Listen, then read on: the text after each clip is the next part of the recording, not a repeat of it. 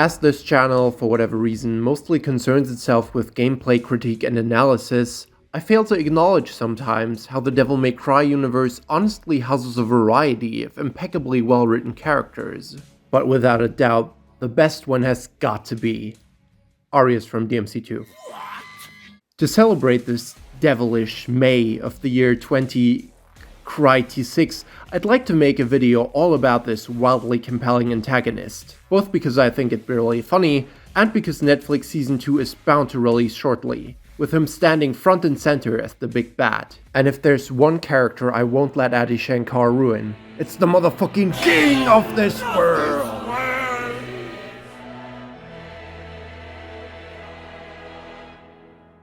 How do I even start with something like this? Usually when people make villain analysis videos, they either try to convince you of their brilliance or explain how they're the worst piece of writing you've ever seen. Arius, meanwhile, is in this weird spot where I struggle to call him good, but it's not like he's any worse than the narrative around him. Let's recap real quick. Arius the Nefarious, not to be confused with Nephistaris. What's his goal? He wants to have the power of Argosax, which the game never explains unless you play Lucia's campaign, and for that purpose, he seeks out 4 random trinkets, which the game never explains unless you play Lucia's campaign. Hey, wait a minute.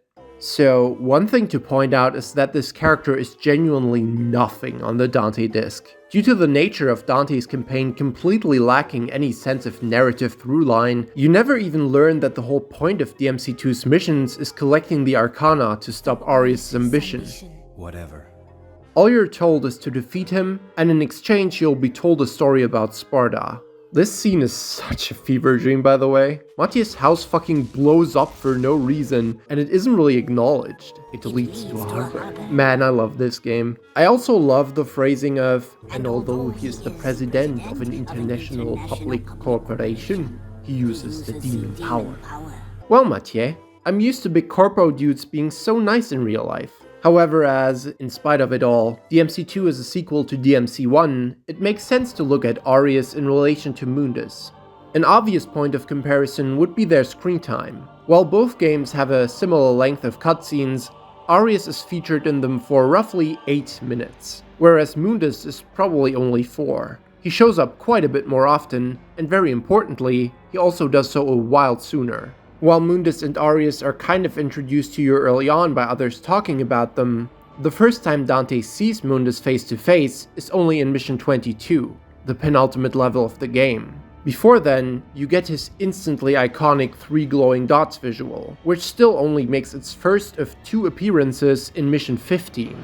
What DMC1 instead seems to prefer is imply this looming presence of something watching over you, with its musical presentation and atmosphere. How much of that you decide to attribute to Mundus depends on the player, but specifically the prominently featured marionette enemies make you feel like you are going up against a lurking greater evil, quite literally pulling the strings. And while it can feel like the other bosses may just be doing their own thing in the castle, Griffin is clearly a devout follower of Mundus, and Nello Angelo is one against his will.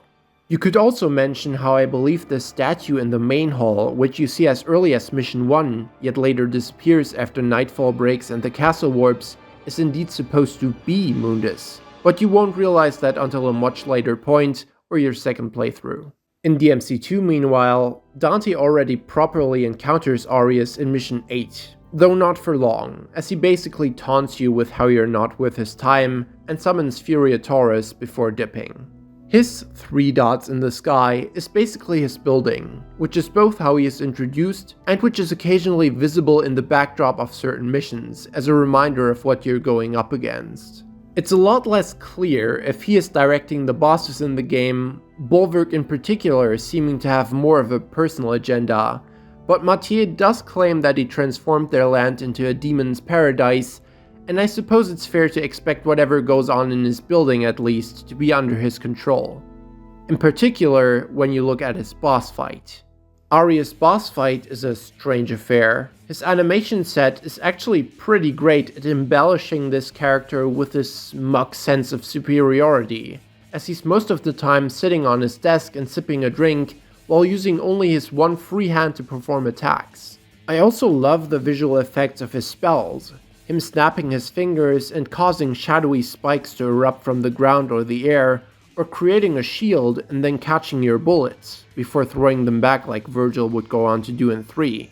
He even has some funky black hole move, though fortunately it's not nearly as annoying as the one at the end of Bayonetta. That said, it's hard for me to judge this fight's quality, since the bulk of the interaction is not really with Arius himself, but attempting to steer clear of the ads around the arena trying to jump you while you dish out damage on the boss. Same as when he summoned Furiataurus, he now calls upon normal enemies to attack you, Mesiras and Abyss Goats. And the game difficulty basically determines whether this is something you can just shrug off or be completely driven mad by.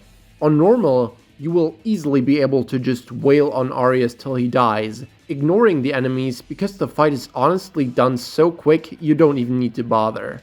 On Dante Must Die, however, the reason you avoid them is because they are so stupid tanky that by the time you kill 2, Arius already successfully spawned another 3. The moment they devil trigger, you're completely unable to safely get even a single hit in before a whole crowd starts chewing at your ankles. You seem physically unable to knock the Abyss Goats out the air as they spam their homing projectiles unless you kill them outright, which again either takes forever or basically will cost you most of your DT meter. Which is honestly all that fighting the other enemies is good for. As far as I can tell, the only benefit to it is building Devil Trigger to spend on dealing major damage to Arius. But if you build it on them only to spend it on getting rid of them, the moment Arius spawns more, you basically played a zero-sum game. On top of that, while Arius is sitting off to the side, there's always the chance he could just all of a sudden, without any telegraphing or audio cue, shoot you from off screen. So on normal, you avoid them because Arius dies too fast, and on DMD, you avoid them because oh my god, please fucking die Arius, get me out of here, I'm scared. Your biggest assistance for that will be how the desks Arius sits on the left and right side of the arena are in an L shape, and Arius himself only ever attacks in front of himself towards the center of the room. So by standing behind him, you're both safe from his attacks, as well as largely those of the other enemies, until they make their way around. Alternatively, when you get torn apart, you could also just choose to let yourself be brought to critical red, and then activate Majin Devil Trigger with Dante, which even on DMD deals such a ridiculous amount of damage still that you should be able to quickly wipe Arius out. One thing that's hilarious about this boss is how violently his animations clash with the way he gets hit and tossed around. Arius is actually the first boss in Devil May Cry which you're able to launch, and having him go from sitting there looking unbothered by your attacks to flying across the room on his ass or snap cutting to him on his knees in defeat makes him look like an absolute clown for just choosing to eat your hits to the face as if he could take it. Though as you will hardly get any hits in during the short launch, and he's invincible for the vast majority of his knockdown, it is honestly more of a hindrance than him just continuing to stand there and eat it. Fun fact, Heaven and Hell difficulty and the DMC5 Virgil instant kill glitch aside, the Mission 13 Arius boss fight is actually the fastest mission in the whole series, having people consume 1 Devil Star to shred Arius to bits with round trip in a mere 7 seconds. However, it is super RNG dependent if he decides to take it or instead falls over, at which point the strategy doesn't work. After the fight, DMC2's brilliant storytelling is allowed to come to the forefront again. To dodge one of Arius' attacks, Dante tosses himself and Lucia out of the window, and then flies halfway across the island to drop her off, only for the next 3 missions to consist of both of them returning to the exact same room they were just in. Mind you that they each managed to reach Arius' office off-screen a mere 12 seconds earlier, so it couldn't have been that hard. But what caused Lucia to go confront him there anyway? Well, let's take some time to look at her disc. Events in Lucia's campaign play out a lot sooner, as she only has 13 missions instead of 18. By the time Mathieu explains to her that she needs to recover the 4 Arcana to stop Arius' ritual, she has already received 3 of them. The Medallia during the opening cutscene, the Spada in the Mission 2 Clock Tower, and the bastone which Mathieu then gives her. The same encounter Dante and Arius have in Mission 8 here already happens in Mission 6, yet the scene plays out a lot differently, being the most substantial in the whole game outside of the big finale. While the way it directly jumps into it is weird, and I still don't even understand what the whole point of going to this oil rig was, besides following Arius, who wasn't really doing anything here either, he and Lucia have a conversation which ends up pretty much being the crux of her narrative conflict. Lucia is actually a creation of Arius, originally named Kai and then disposed of after she proved defective, along with the heart-stopping reveal that Arius' secretaries, which you saw for the first time 3 seconds ago, are identical to Lucia. Truly riveting stuff. Arius puts the idea in her mind that Lucia will someday return to her demonic roots, turn evil, and attack the humans, which is why she's been such a Debbie Downer with a death wish for the majority of the game. Kill me! Later, she gets a nice little 30-second scene about the value of found family with Mathieu, before continuing to be a suicidal baddie. The best kind. I always think the way she fucking attacks Dante for no reason, only to ask him to kill her so she won't have the chance to start attacking people for no reason, is absolutely hilarious, by the way. A little too late on that, Lucia. But of course, a signature "Devils never cry" with comical reverb to boot wraps up her character arc and trash. It's just trash again. A demonic mass-producible clone that was created by the main villain, finding the humanity within herself to rebel against her maker and proving that she's not just a devil after all. Talking about mass-producible clones, those secretaries don't just appear in one cutscene and then never again. While both Dante and Lucia share the first Arius fight identically, Dante challenges him once again in Mission 17. Arius himself during this fight remains basically the same, but what makes a big difference is the new enemy, along with the different layout of the arena. While he continues to spawn Mesiras, instead of the Abyss Goats, Arius now starts out the fight with 2 secretaries guarding him. This enemy type is once again absolute bullshit, with a literal truck's load of health and permanently clinging right on your ass whenever you try to do anything. There are several factors that in my opinion make this so violently frustrating. First of all, has gotta be something that plagued the first fight as well, and that is this game's fucking lock-on. I already made a whole video about this a while ago, but the way the auto-lock reticle in DMC2 just flickers around between whoever it wants is crazy problematic. Not only will it occasionally do so even when permanently clamping your finger down on R1 the whole time, but it also makes it impossible to use any of your combo strings without Dante potentially swinging off somewhere into the complete opposite direction. From my participation during a speedrun event, I know that optimal damage with Dante while spending the least amount of DT meter is DT combo D, with the downward stab chained into Stinger. But due to the input, that is more likely to get you suddenly swinging at the complete wrong enemy. And very importantly, 2's lock-on reticle did not yet feature the built-in health bar like the wanker meter from DMC3 onwards. So since the normal enemy health bars disappear during boss fights, you have absolutely no clue how much health an enemy has, meaning it's impossible to see if you're getting close to taking them out, or attacking them has been a wasted effort.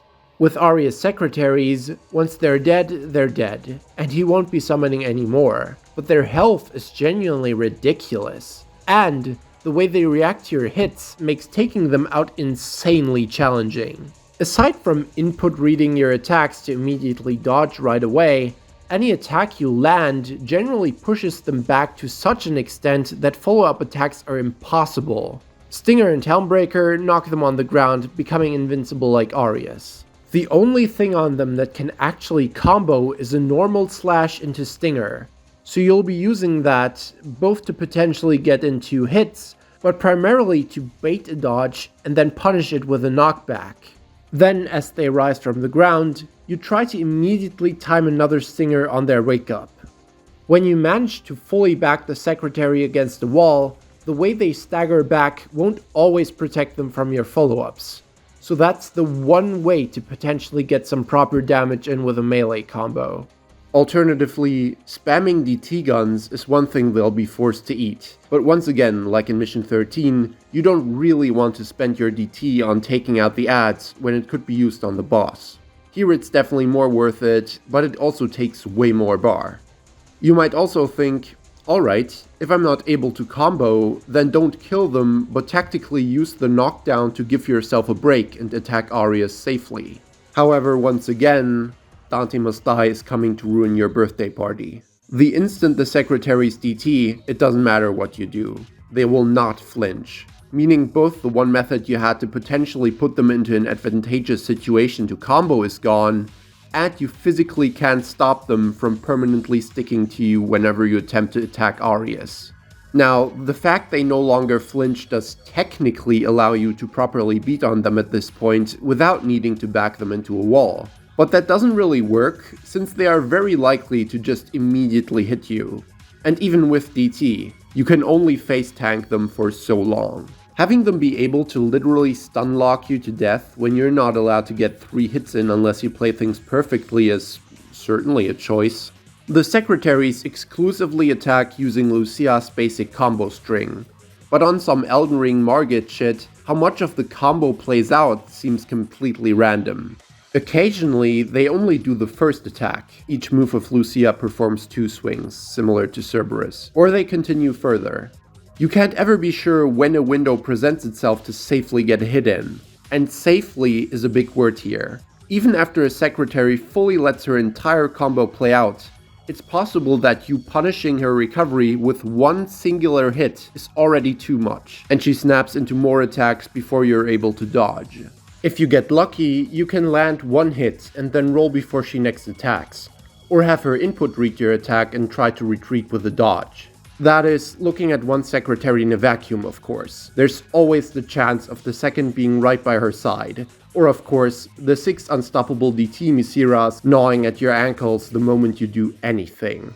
I swear, DMC2's enemies were genuinely not built with the player's moveset in mind. And I don't mean that in the player's favor this time. Look up videos of this fight on YouTube. People legit have to end up using the Chrono Heart and Frost Heart while spamming Devil Stars to keep the entire arena in slow-mo and kill Arius during that, because it's like the only thing you can do. Arius himself continues to be a funny fella, shooting you from off-screen with no telegraphing, or teleporting around with no audio cue. Sometimes even out of bounds. There is only one difference to him in this fight, yet it makes him significantly more challenging, and that's basically the geometry of the arena. As opposed to sitting on his L-shaped desks, where it was very obvious you could get behind him and safely attack, whilst also gaining some protection from other enemies, he now sits with his back towards the wall. You can still get some cheap shots in from the very sides of his little podiums, but as your combo continues and you move forward, you'll very soon enter the range of his gun. So once again, maybe 1 or 2 swings before you're bound to get hit. There is one thing you can do. Arius will always shoot his gun 4 times in a row. While sitting down, he's not able to adjust his aim after the first shot. So your safest bet would be, especially if he's sitting in a neutral position, to wait for him to start shooting, dodge to the side, and then start slashing. While this would probably work to safely defeat him, you are rarely given more than 4 seconds of alone time before there's half a dozen enemies back on you and making your life an utter hell.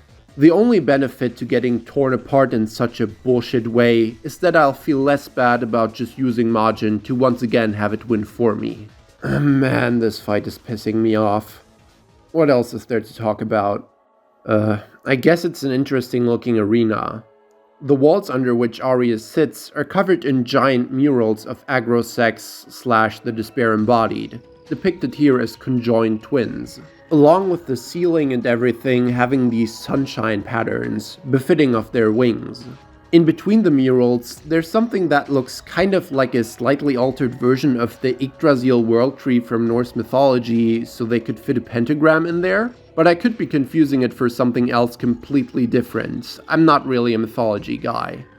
Arius himself is Capcom's idea of a modern-day sorcerer, the Ouroboros name of his company being either inspired by his alchemical ties or his ambition to achieve immortality, as it's a symbol that represents the cycle of life and rebirth. Ouroboros is apparently also of Egyptian origin, so that might explain the two pyramids binding the center of Arius' building, through which the portal to the underworld is later opened. Again, in relation to Mundus, I find it interesting how, as opposed to choosing another powerful devil to be the big bad, DMC2 decided to instead make you go up against a mere man, consumed by greed and trying to transcend humanity by acquiring demonic power. It's not a bad idea in theory, and honestly fits 2's urban and industrial style quite well. However, as a character, I just don't think there's enough meat on his bones. While he desires the Arcana above all else, Arcana. God, this guy is so fucking lame. He puts no effort into actually getting them as far as I can tell. The only thing he really does in this story being making Lucia feel insecure about herself and then hamming it up for the camera during his ritual at the end. And trust me, I adore that scene. There's not one line here that doesn't make me smile with how stupid over the top it is. Arius' voice actor apparently remains the same across the whole game, despite him sounding absolutely nothing like he did before. So the developers may have genuinely given up trying to make him an intimidating presence you should take seriously at this point, and just decided to themselves make fun of what a shitty villain he is. But the games that followed would definitely take the human striving to become a god idea and craft some more interesting antagonists with it. Arkham actively taking steps to trick everyone and achieve his plans, and Sanctus Holy Order playing the world's savior to gain more power. I don't even like DMC4's story really, but I think there should be no debate that writing-wise, Sanctus is a tiny bit more fleshed out, and a more engaging participant in how the story plays out than Mr. You Are My Creation. Please, accept it. Though for a human, this guy sure looks weird. I know people always compare him to Heihachi from Tekken, but honestly he more so reminds me of Dracula, as do some other things in this game. According to the Devil May Cry fandom wiki, Arius' appearance is supposedly inspired by the actor Lee Van Cleef, and holy shit, that's pretty uncanny actually. His name, meanwhile, stems from a Christian priest living around the year 300, who was labeled a heretic for radically believing in subordinationism, stating that God the Father and Jesus Christ the Son were not co-eternal, but instead the Father comes before all and directly created Jesus as an offspring, the true firstborn, clashing with the belief of each element of the Holy Trinity being equal. Which must have been a big deal before we had video games to argue about. The doctrine Arius founded was called Arian? Yeah, nah, I'm German, bro, I can't be talking about this shit. Imagine getting your ass beat so bad you start screaming, "My dream! My life!" Dante, however, has a pretty bad track record at actually killing bosses with his big climatic shot when they aren't made for him. Every hero has a weakness. And evidently, this was not the villain of his story.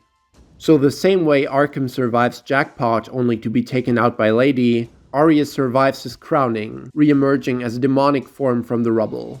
I am genuinely curious how many people even know of this fight, as it's exclusive to the finale of Lucia's campaign, which most people never even give a shot.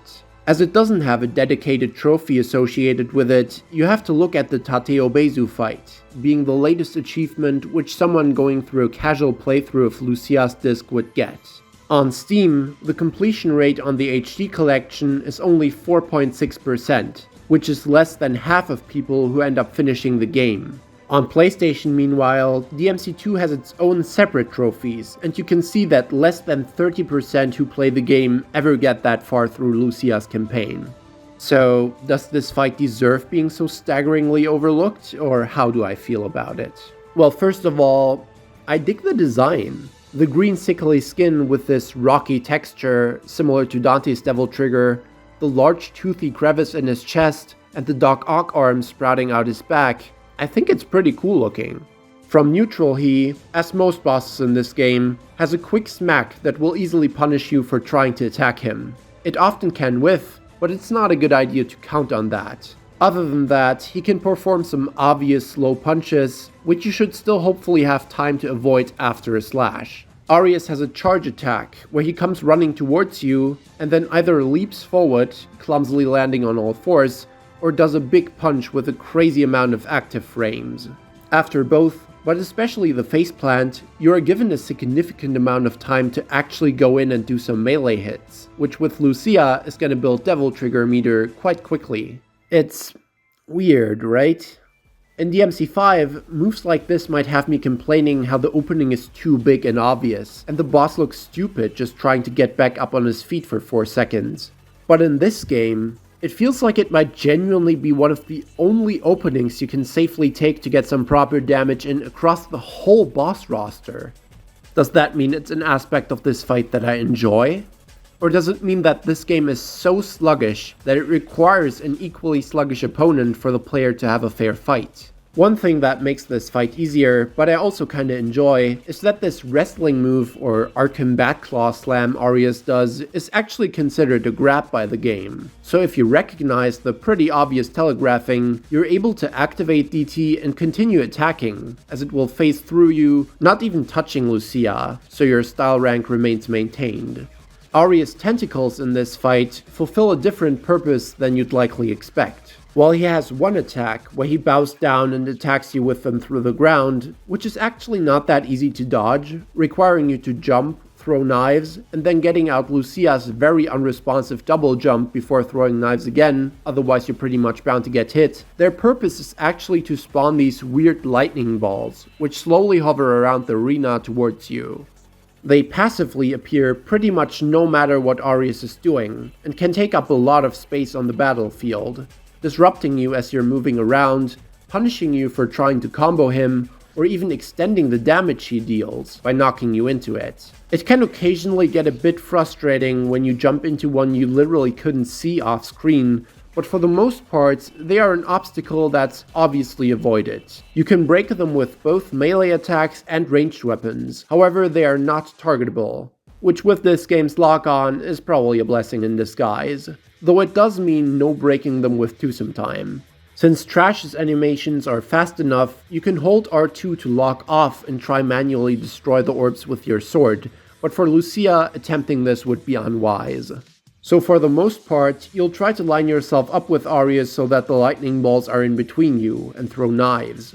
The darts spread out, so they can potentially be used to get balls at weird angles, but this doesn't seem to work very reliably. Lucia's sticky bombs, on the other hand, can destroy a lot of the lightning orbs at once if you use them at the right moment. In any case, they definitely accomplish one thing. Staying nearby the boss is rarely completely safe, with you occasionally needing to make the trade-off of leaving some damage on the table to avoid the balls approaching from behind. I do wish Lucia's stinger could hit behind you, kinda like Revolver. If so, then breaking them that way would honestly be pretty cool.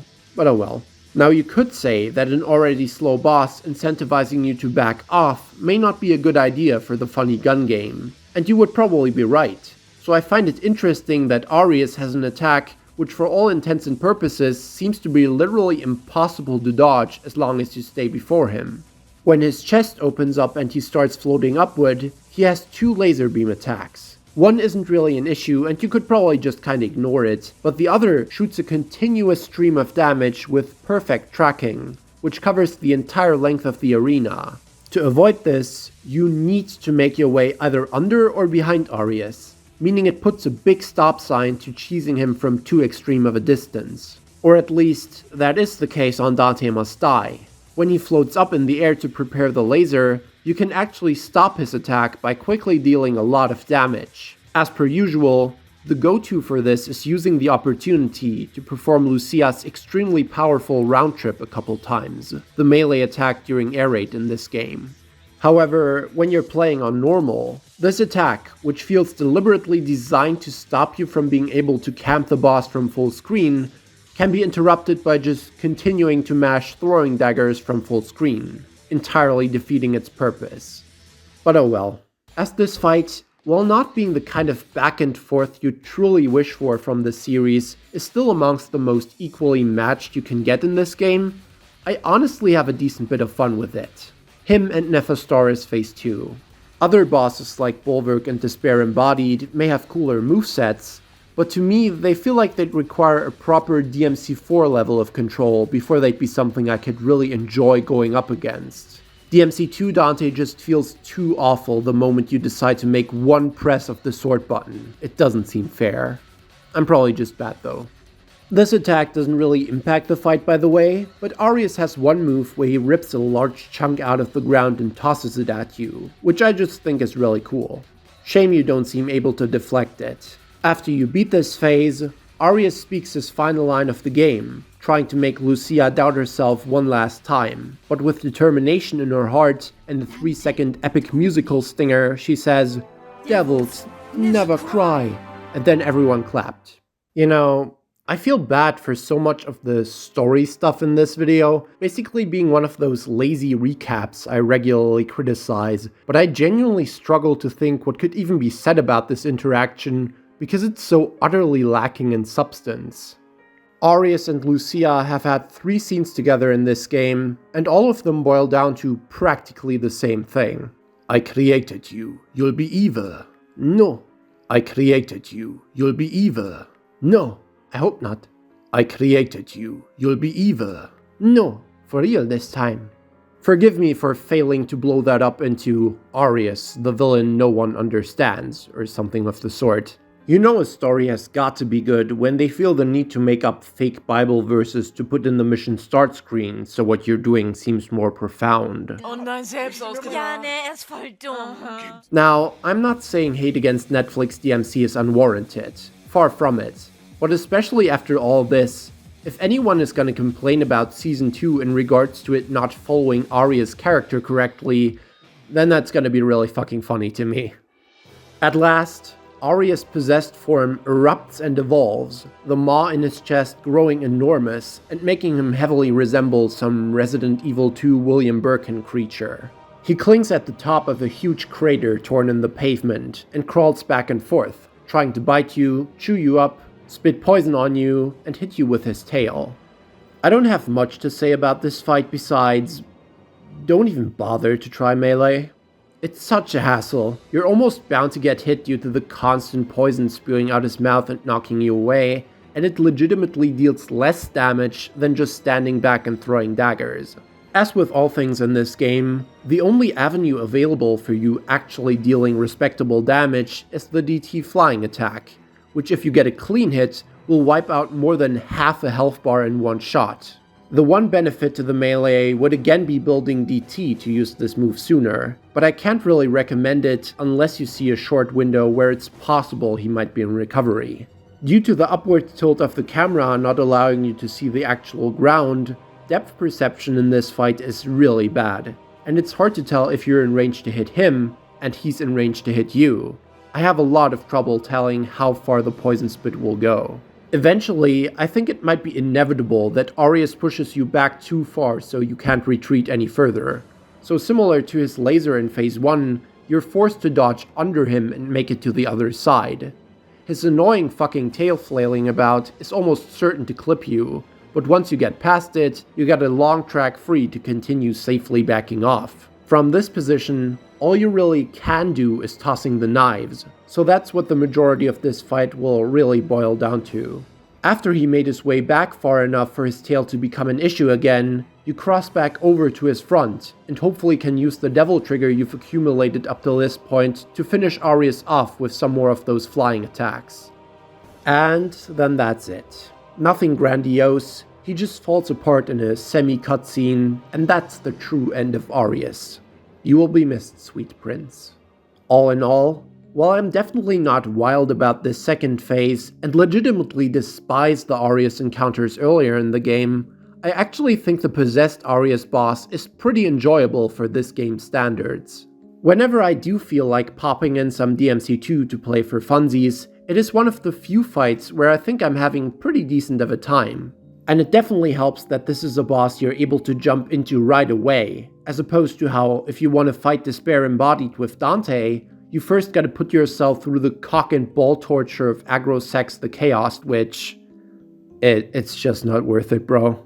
So if you want to do something meaningful with your life, get ahead of all these LARPers and future Arius simps that are bound to roll around when Netflix Season 2 releases, and play Devil May Cry 2 to become one of the true Arius OGs. As what is a king without his loyal knights? Arius sweep! Holy shit, there's no way I'm still finishing this in time before the show comes out. Making videos is so hard, man. Every hero has a weakness. You know the drill. Like, subscribe, hype the video, and give me money on Patreon or something. Expect the Netflix Devil May Cry Season 2 review as soon as I can possibly make it. And maybe check out my video on Season 1 if you're new around these parts.